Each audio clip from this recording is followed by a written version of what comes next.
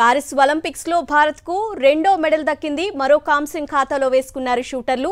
10 మీటర్ల air pistol mixed team event లో bronze medal గెలుచుకుంది మను భాకర్, సరబ్జిత్ సింగ్ జోడీ.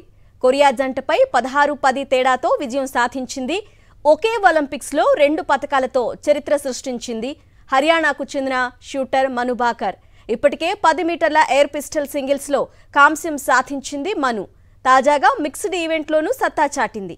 మను సరబ్జిత్ జోడీకి శుభాకాంక్షలు తెలియజేశారు ప్రధాని మోదీ. మన షూటర్లు దేశం గర్వపడేలా చేశారంటూ ఎక్స్ ద్వారా అభినందనల్లో ముంచెత్తారు.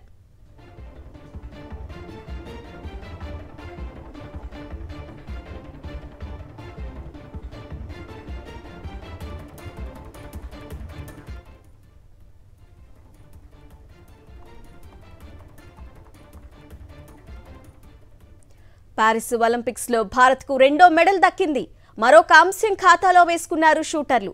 10 మీటర్ల air pistol mixed team event లో బ్రాంజ్ మెడల్ గెలుచుకుంది మను భాకర్, సరబ్జిత్ సింగ్ జోడీ. కొరియా జంటపై 16-10 తేడాతో విజయం సాధించింది.